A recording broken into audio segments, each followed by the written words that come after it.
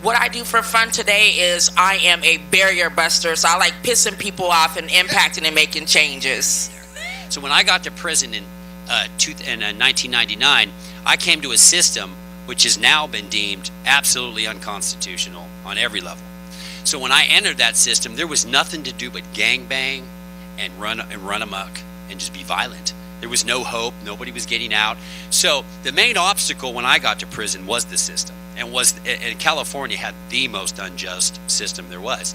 So I determined to do something about it, and so really the main obstacle was really myself.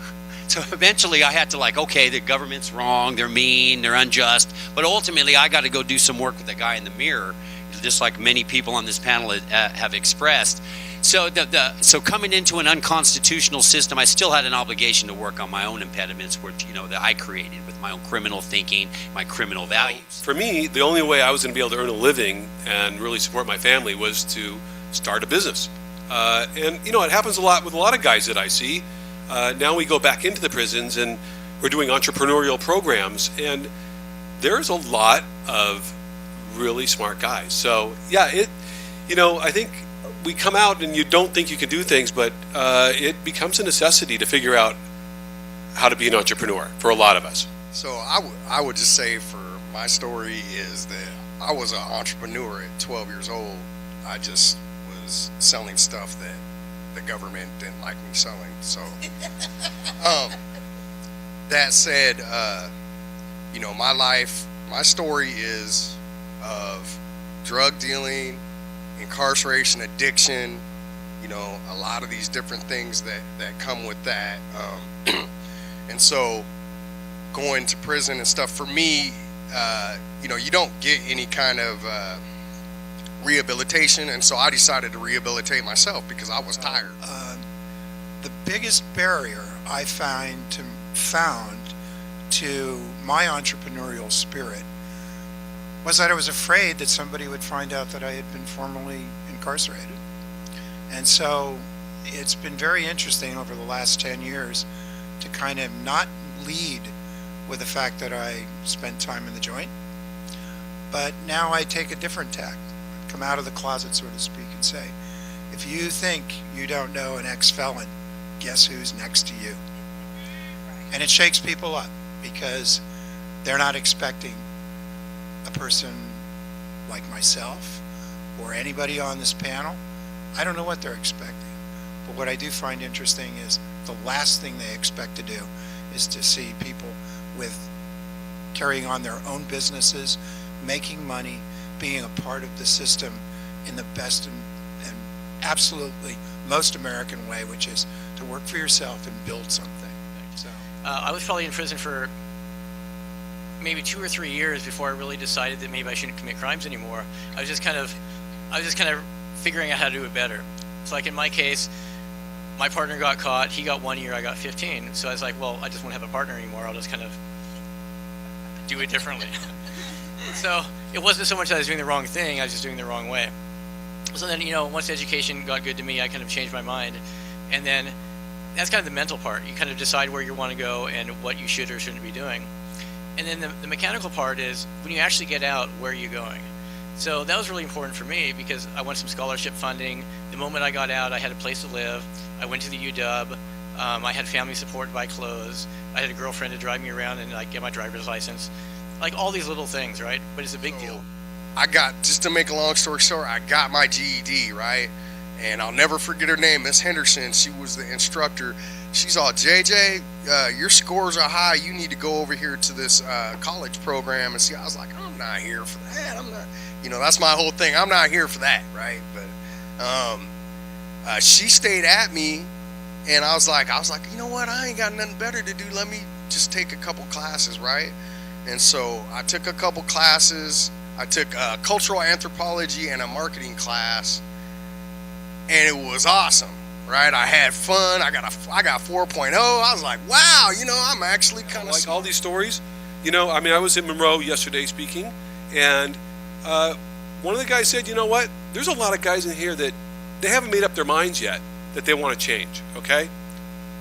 Everybody on this panel made up they made their minds, they decided that they wanted to change and not go back. That's number one. I mean, we can create jobs, we can create opportunities, but it starts inside. You have to decide you're not going to go down that path. JJ had a revelation, right? Michelle decided. You have to make that decision first. Then they can be successful. The story is, shouldn't you be excited that this guy wants to better himself and go to school? But that's not the way it is. So, and that's just one example. I have like 50 more examples of my biggest roadblock every time for my education was the education department. So I did it all in spite of them, not because of them. And that's really what I'm trying to change. So when I finally left the institution, I didn't have LFOs, I didn't have fines, I was going home, I was unsupervised. I was going to be left alone. And when I was doing my counselor exit, the young lady that was doing my exit in X-take, I guess, or outtake, looked at me and finally said, I don't know what to do with you.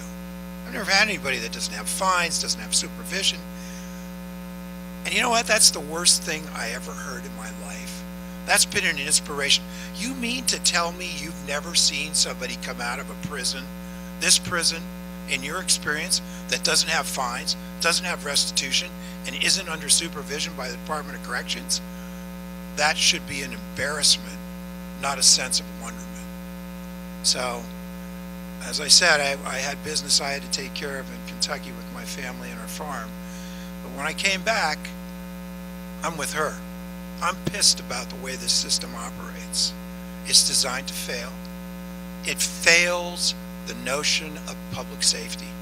Because if you're recycling back folks like JJ who've been angry and he sees the light, and you're recycling people that don't see the light, there's going to be a lot of folks hurt in the process. Not to mention the person that just isn't getting it. I think I wish that the system was more rehabilitative. That's what it focused on, and also more individualized, right? So everybody has different needs for rehabilitation.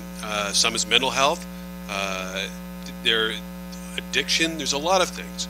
So I wish they just went through everybody in one pile and shuffle them through and send them out, because what works for one doesn't work for everybody else. You have to get people that were in. You have to get people that were in that population who have succeeded to mentor them through it. Those are the most. I mean, they're not the only types of people that could help that population, but that's what comes up for me. If it requires, getting people that have succeeded and that it's someone they can relate to. She's just asking, what can we do, people who have not been incarcerated, to help support these causes that have been so well outlined by our panelists? I look a lot at the work that I do from some of the gay and lesbian liberation movement, and I think about the importance of coming out and the change of the social narrative. These policies that we have are supported because there is this social narrative about what incarcerated and formerly incarcerated people are, right? They're a threat, they're a danger, they're another, right? And so even though we organize it to try to change public policy, there's this force pushing back on that. And politicians maintain their power because there is this scary other group that they're protecting everyone from. And that's how they maintain power, right?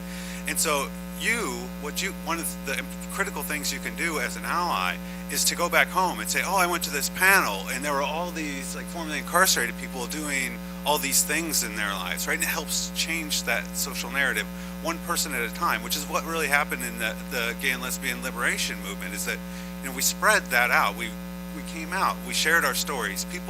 Allies shared the stories of really who we are as people.